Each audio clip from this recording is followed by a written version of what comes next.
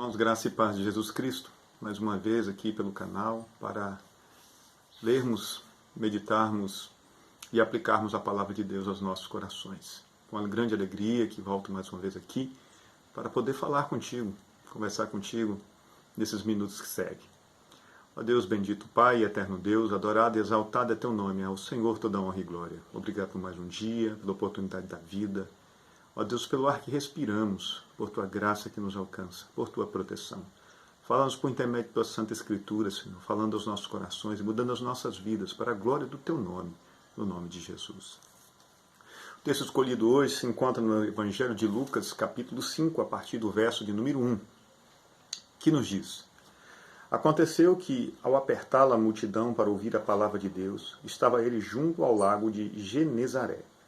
E viu 2 barcos junto à praia do lago, mas os pescadores, havendo desembarcado, lavavam as redes. Entrando em um dos barcos, que era o de Simão, pediu-lhe que o afastasse um pouco da praia, e assentando-se ensinava do barco às multidões.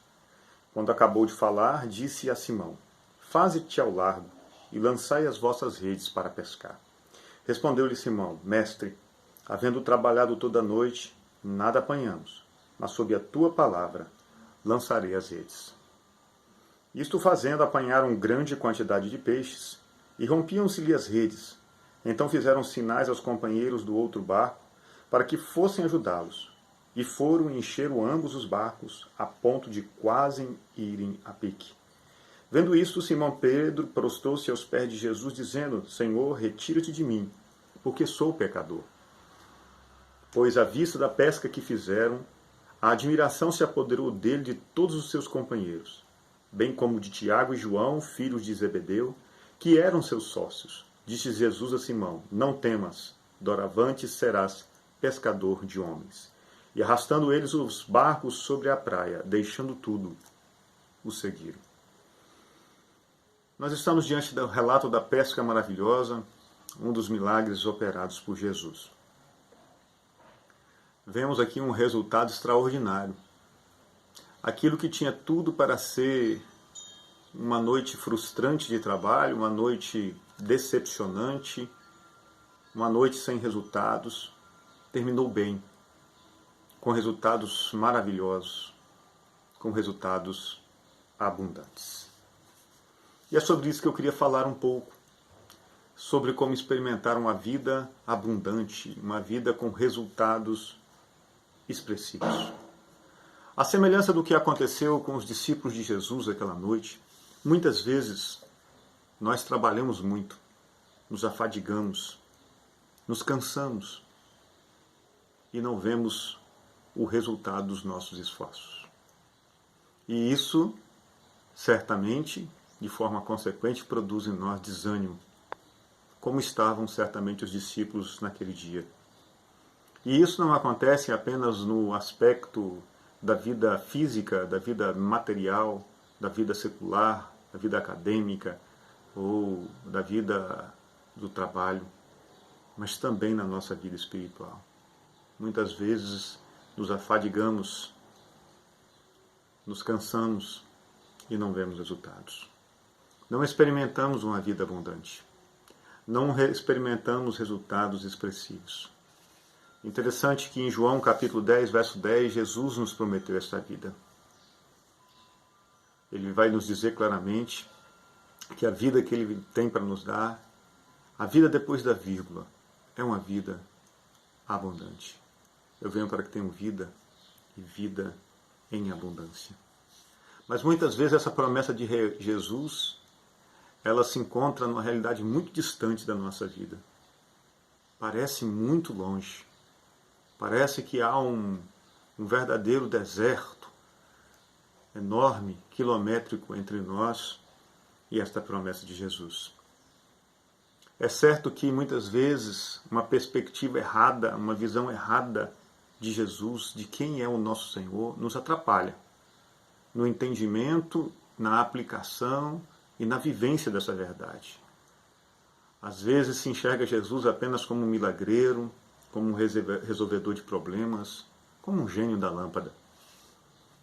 se enxerga de forma equivocada a missão de Jesus. Assim como naquela época, muitos enxergaram Jesus apenas como um aventureiro ou um líder político. E enxergar Jesus, sua identidade e sua missão de forma equivocada pode nos atrapalhar. Nos atrapalhar para alcançarmos resultados melhores, a plenitude de Deus para a nossa vida, para alcançarmos a abundância proposta pelo Senhor. Mas eu queria analisar com você nesse momento, dentro desse processo da pesca maravilhosa, alguns passos, ou melhor, 3, que desencadearam todo aquele resultado, toda aquela abundância. E dizer para você que é possível aplicar esses mesmos passos na nossa vida hoje, para termos uma vida mais expressiva, mais abundante diante do Senhor. No verso número 4, o texto nos diz: quando acabou de falar, disse a Simão: faze-te ao largo e lançai as vossas redes para pescar. Essas foram as palavras de Jesus. O apóstolo Paulo, escrevendo a sua carta aos Romanos, no capítulo 10, verso 17, ele diz que a fé vem pelo ouvir e ouvir a palavra de Deus. Naquele dia, depois de uma noite cansada, uma noite afadigante, de muito trabalho, Pedro teve disposição ainda de ouvir a palavra de Jesus. Mas o que vem a ser isto? Uma fé que vem por ouvir a palavra do nosso Senhor. Será que todos que ouviram naquele dia, ou que ouvem ainda hoje a Jesus, eles também têm fé produzida em seus corações? Vejam bem, o texto vai nos dizer que uma multidão apertava Jesus, não eram apenas os discípulos que estavam ali. Ele entrou no barco, os discípulos estavam ali, com o barco junto ao lago de Genezaré. Queridos, é óbvio que não há fé verdadeira, fé genuína no coração de todos que ouvem. Aliás, entre os ouvintes de Jesus estavam os fariseus e o próprio Judas, pessoas que não alcançaram a fé genuína.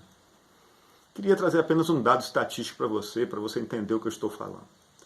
Se você vai 2 vezes por mês à igreja, 2 domingos por mês à igreja, durante um ano, você terá ido 24 vezes à igreja. Ou seja, você terá ouvido a palavra de Deus 24 vezes no ano. Mas suponhamos que você vá todos os domingos, 2 vezes no domingo, de manhã e de noite. Aí você sobe esse número para 106 vezes. Não é algo nada excepcional, muitas pessoas fazem isso. Vamos dizer que você é um pouco mais assíduo e você vai à igreja 3 vezes por semana. Esse número vai subir para 150 vezes, 150 oportunidades em que você estará ouvindo a palavra de Deus. Mas se você ainda é mais assíduo, por exemplo, se você participa de um pequeno grupo, coisa assim, você tem 4 reuniões mensais onde você ouve a palavra de Deus, você terá ouvido cerca de 200 vezes no ano a palavra de Deus. Não é difícil encontrar pessoas nesse último grupo. Mas mesmo assim, ainda existe gente sem fé verdadeira. Gente sem provar desta abundância proposta por Jesus lá em João 10, 10. Então nós chegamos a uma conclusão. A conclusão de que ouvir a palavra de Deus, esse ouvir que produz a fé, que Paulo nos fala lá em Romanos 10, 17, não está relacionado apenas ao sentido da audição, mas a algo mais profundo do que apenas ouvir. E aí eu preciso refrescar a sua memória e lhe fazer pensar em outro texto bíblico que está lá em Mateus capítulo 13, que é a parábola do semeador. E por que eu lhe chamo a atenção nesse texto? Porque esse texto também fala muito sobre ouvir. Ele destaca aqueles que ouvem. Só que a Bíblia vai nos falar sobre 4 tipos de pessoas na parábola do semeador e vai falar que todas elas ouviram. Mas nem todas tiveram fé genuína e nem todas produziram e tiveram resultados abundantes na sua vida. Então, a questão não é apenas ouvir, mas a forma como nós ouvimos. E a maioria das pessoas ouve de forma errada. Vejamos bem, aquela semente que foi lançada à beira do caminho, que representa um tipo de pessoa, pessoas com coração duro, com nenhuma disposição para crer. Essas pessoas também ouvem, mas a Bíblia diz que elas ouvem e não entendem. E por quê? Porque há má vontade, porque há falta de disposição. Existem muitas pessoas ouvindo hoje a palavra de Deus, mas não existe boa vontade, não existe disposição, e por isso a semente lhes é roubada. Por isso eles não produzem e eles não experimentam abundância e resultados expressivos. Mas há um segundo grupo de pessoas naquela parábola. Quais são aqueles? Que grupo é esse? É aquela semente que foi lançada no solo rochoso e que logo nasceu.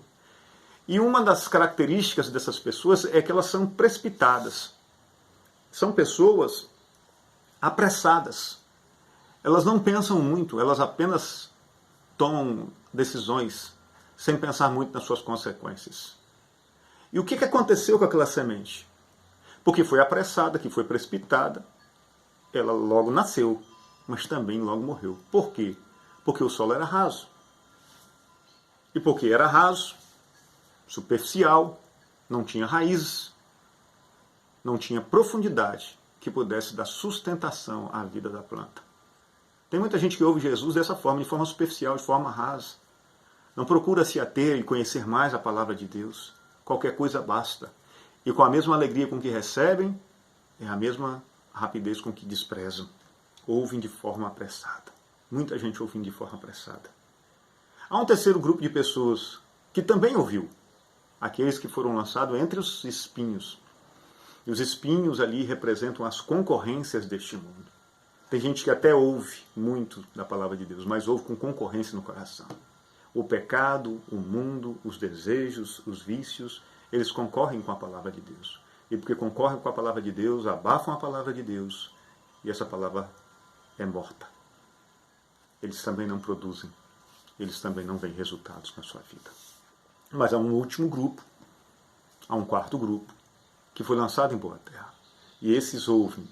E a Bíblia vai nos dizer que a grande diferença deles é que eles não apenas ouvem com os ouvidos, mas com a disposição no coração para obedecer. Ouvir com disposição é o que produz esta fé, que Paulo nos diz que a fé vem pelo ouvir a palavra de Deus. Naquele dia, naquela manhã, depois de uma noite cansativa, Pedro, ainda cansado, ouviu Jesus com disposição. E porque ouviu com disposição, teve disposição para obedecer. E este é o segundo passo para desencadear resultados melhores na vida, para experimentar uma vida abundante. Tenha disposição para obedecer a palavra. Ouça e obedeça. Porque depois de ouvirmos a palavra, conforme a parábola do semeador que eu acabei de falar, a disposição de entender, essa disposição de entender essa palavra, vai nos levar à produtividade abundante. A Bíblia diz que aquela semente produz a 30, 60 e a 100 por um. Ou seja, quanto mais entendimento, mais fruto. Quanto menos entendimento, menos fruto. Entendimento nenhum, fruto nenhum. Agora, uma coisa que nós não podemos esquecer é que o entendimento da palavra sempre nos levará à obediência. E aqui tem algo que tem atrapalhado muita gente de alcançar uma vida mais abundante. Eles até entendem, mas obedecem de forma parcial. Obedecem de forma seletiva, ou seja, escolhem aquilo que querem obedecer. Para mim, um exemplo clássico disso está na história de Abraão, do patriarca Abraão. Se você vai lá para Gênesis 12, capítulo 12, versos 1 e 2, você vai ver que Abraão comete esse erro. Mesmo sendo um homem de fé, um homem que entendeu a palavra de Deus, e em determinados momentos ele obedeceu de forma parcial. Isso trouxe problemas para a vida dele. O primeiro exemplo disso foi a relação dele com o sobrinho Ló. A Bíblia diz claramente que era para sair da casa dele, do meio dos parentes dele. Mas ele leva um dos parentes dele. Não era para ele ter levado. E lá na frente ele vai ter problema porque levou a Ló. E haverá contenda entre os pastores de Ló e os pastores de Abraão. De forma que isso vai resultar em um problema familiar que levará a uma separação entre Abraão e Ló. Que consequentemente vai fazer com que Ló vá para Sodoma e Gomorra e ele passe por tudo que ele passou depois daquele episódio. Então, queridos, sonde seu coração e peça ao Espírito Santo para lhe mostrar. Porque talvez haja alguma área onde você ainda não corresponda plenamente à obediência ao Senhor Jesus. Talvez alguma área da sua vida em que haja reservas e que você não deu ao Senhor o total domínio, a total soberania sobre sua vida. Um outro exemplo de obediência parcial é de Saul. Quando Deus fala com Saul para ir lá à terra dos Amalequitas e destruir tudo, ele obedece, mas obedece parcialmente. Ele não obedece integralmente à ordem de Deus e por isso ele foi penalizado. Por isso ele perdeu o reino. Por isso ele terminou da forma como terminou. Vai um conselho. Se você quer terminar bem e quer resultados bons na sua vida, obedeça a Deus integralmente. Não selecione aquilo que você quer obedecer e aquilo que você não quer obedecer. Porque isso pode trazer problemas para a sua vida. Porque uma fé verdadeira é uma fé que nos leva, que tem disposição para entender e um entendimento que nos leva à obediência. Então é preciso ouvir a palavra de Deus, mas é preciso obedecer a palavra de Deus. E lá no verso de número 4, a Bíblia vai nos dizer no texto da pesca maravilhosa o seguinte: quando acabou de falar, disse: Simão, faz-te ao largo. Ou seja, vá às águas profundas. Você está no raso, Simão. Vá a mar alto. Queridos, os grandes e melhores peixes só são alcançados em águas profundas. No raso você não vai encontrar coisa muito grande, não. Na superfície, no lugar raso, você nunca vai alcançar resultados extraordinários. Você precisa se aventurar a lugares mais profundos. E qual é a aplicação disso para a nossa vida? É que nós precisamos sair da superfície, irmãos. Nós precisamos sair do lugar comum. Nós precisamos mergulhar de cabeça na profundidade de uma relação cada dia mais íntima, mais piedosa com Jesus. Aliás, Jesus fala uma coisa interessante sobre a gente edificar sobre a rocha, quando ele fala sobre si mesmo, e ele é a rocha, sobre construirmos a nossa vida sobre ele. Ele não fala que você deve apenas construir sobre ele, mas ele diz que você precisa cavar na rocha, porque para edificar você precisa cavar. Isso está falando de profundidade. Por exemplo, a semente que caiu em solo rochoso não produziu por quê? Porque a terra era rasa. Tem muito crente que não produz porque é raso. E aí eu penso nas árvores. Quando você vê uma árvore frondosa que produz muitos frutos, você pode ter certeza, as raízes dessa árvore são profundas. Porque quanto mais profunda é a raiz de uma árvore, mais firme contra as tempestades essa árvore é, e mais frutífera ela é também. Ela não se abate com qualquer coisa. E se você quiser fruto em sua vida, se você quiser relevância, se você quiser abundância, você precisa ter raiz profunda. Você precisa ir à profundidade em sua relação com Deus. Por isso, não se limite aos cultos. Não se limite aos momentos devocionais coletivos.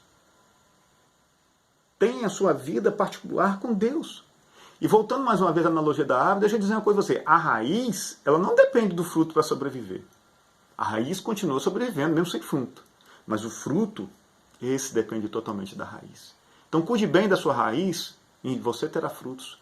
Cuide bem da sua vida, seja enraizado na sua relação com Deus, que você vai ver os frutos e a sua vida produzir em abundância. Então, se você quiser melhores resultados, está aqui uma orientação da palavra de Deus para você. Se você quiser uma vida abundante, eu vou aqui resumir para você. Ouça com disposição a palavra de Deus para entender essa palavra. E ao entender essa palavra, obedeça essa palavra. Não selecione aquilo que você quer obedecer.